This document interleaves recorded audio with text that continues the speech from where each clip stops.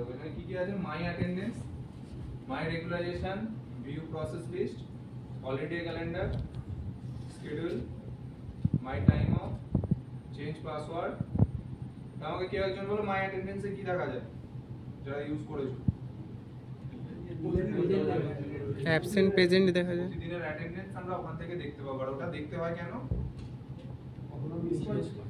কারণ এখানে যে বায়োমেট্রিক হওয়ার পর তুমি হয়তো বায়োমেট্রিক দিয়েছো, নেয়নি, বা হয়তো ভুলে গেছো, তখন আমাকে প্রতিদিন কেন চেক করতে হয় যে আমি ওই দিনে প্রেজেন্ট হয়েছি কি। সেকেন্ড, মাই রেগুলারাইজেশনে কি কি হয়? সেটা কি? মানে ইয়ে থাকে আর পাঁচ যদি না হয় ওখানে টাইমটা দেখাবে না, এন্ট্রি টাইমটা। যে তুমি ঢুকেছো, পাঁচ দিয়েছো, বাট ওটা পাঁচ নেয়নি, কাজ করেছো, বেরিয়ে গেছে, তখন পাঁচ নিয়েছে, তখন তুমি দেখলে ওখানে সেটা মিস পাঁচ দেখাচ্ছে, বা সেখানে তোমার হয়নি পুরো অ্যাটেন্ডেন্স। তখন তোমাকে ওই রেগুলারাইজেশনে গিয়ে তোমার মিস পাঁচ সিলেক্ট করে রিজন দিয়ে ওটাকে আবার টাইম, ডেট, তোমার শিফট দিয়ে ওটাকে সাবমিট করতে হবে। সাবমিট করলে কি হবে? কি হয়?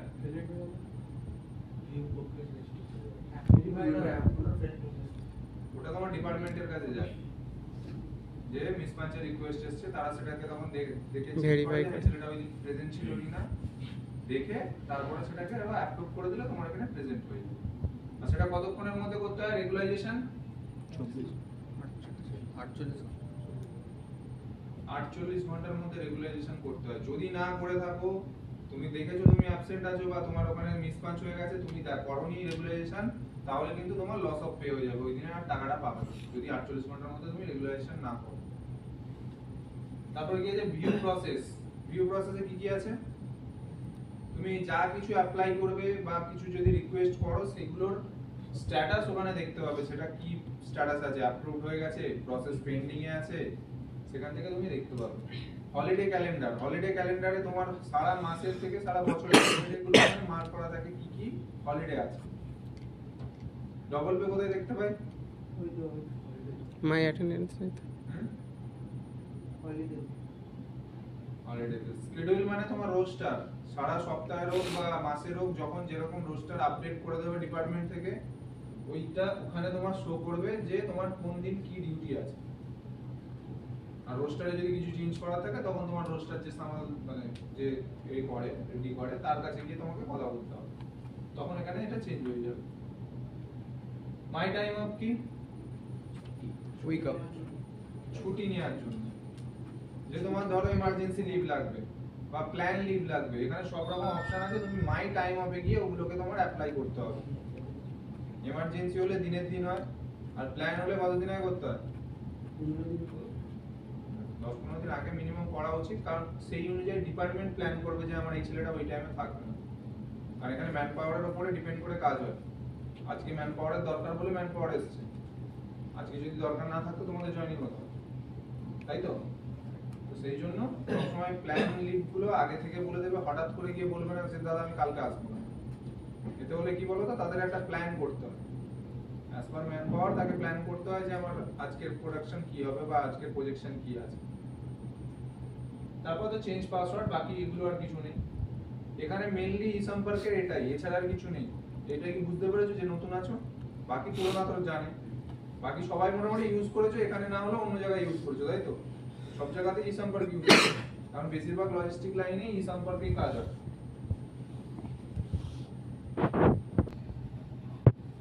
বেসিক জিনিস কি আনলোড করছে? নতুন প্রোডাক্ট বা সেগমেন্ট। আমার ইনবাউন্ডে নতুন প্রোডাক্ট কি আছে, আর পুরনো বা ড্যামেজ প্রোডাক্ট কোথায় আছে? এখানে কাজ করতে গেলে শুধু কাজ করলেই হবে না যে আমি আউটবাউন্ডে জয়েন করছি মানে শুধু আউটবাউন্ডটাই জানো। যদি তুমি শুধু আউটবাউন্ড জানো, ভালো জিনিস, তুমি তোমার কাজ করবে, বাড়ি চলে যাবে, বাট কেন করছো, কি জন্য করছো, আর আমার ভুল হলে কি জায়গায় ইমপ্যাক্ট করতে পারে সেটা কোনোদিন জানতে হবে। আর সেটা যতক্ষণ না জানবে ততক্ষণ তুমি যে ভুলগুলো করবে, ভুল করতেই থাকবে। অ্যাজ এ লার্জ প্রোডাক্ট আমার সব সময় আমাকে কি বাঁচিয়ে চলতে হবে? ড্যামেজ। এখানে আদার্স কোনো প্রসেসের কোনো আমার কোনো যায় আসে না, তুমি কিভাবে কাজ করছো, প্রসেসে কি ভুল করেছো সেটা আমার কোনো যায় আসে না। তুমি প্রোডাক্ট কিভাবে হ্যান্ডেল করছো আমার সেখানেই থাকে। আমার প্রোডাক্ট যেন ঠিকঠাক ভাবে হ্যান্ডেল হয়। কারণ এখানে ছোট প্রোডাক্ট নয় যে যেমন তেমন করে আমি করে দিলাম আর নষ্ট হয়ে গেল আমি সেটাকে কম পয়সায় আবার রিটার্ন করে দিলাম। এখানে লার্জ প্রোডাক্ট, বড় প্রোডাক্ট করলে প্রোডাক্টটা ড্যামেজ হবেই, উল্টে তোমার ক্ষতি হবে প্লাস কোম্পানির লস হবে। লার্জ কত কেজি থেকে স্টার্ট হয় কে জানে? কত কেজি থেকে লার্জ স্টার্ট?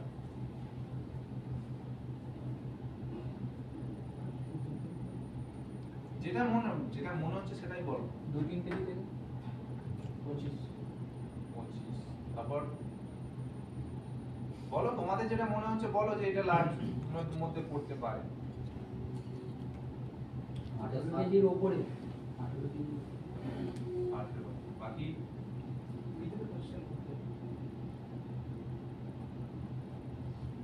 কি কিছু মনে হচ্ছে?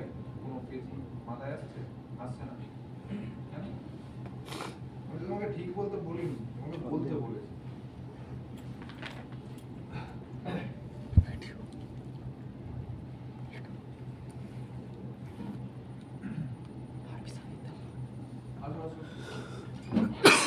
সাইন করছো তো, পেজটা দিলাম যে সবাই গেছে সবার। এইদিকে দাও, এইদিকে। একজনের করলে তো হবে না, সবাইকে করতে বলেছি।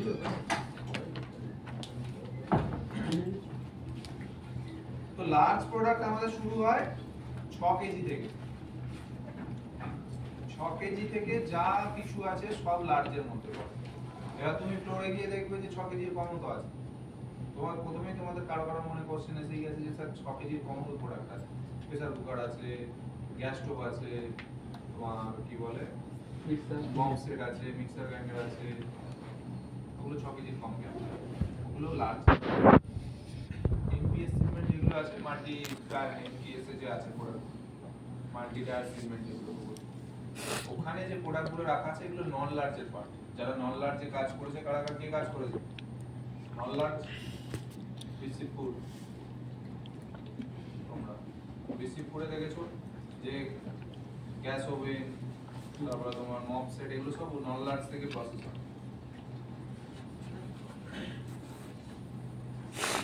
हेलो मॉर्निंग भाई। अरे कल रात को प्रोडक्ट गया है, ठीक है, और तेरे को गाड़ी नंबर भी भेज दिया। आज थोड़ी जाएगा, जाएगा भी तो कल जाएगा ना। हाँ आज रात तक पहुंच जाएगा। किसी को बता के रात ये प्रोडक्ट जा रहा है। आज क्या छुट्टी में है? बढ़िया, ठीक है।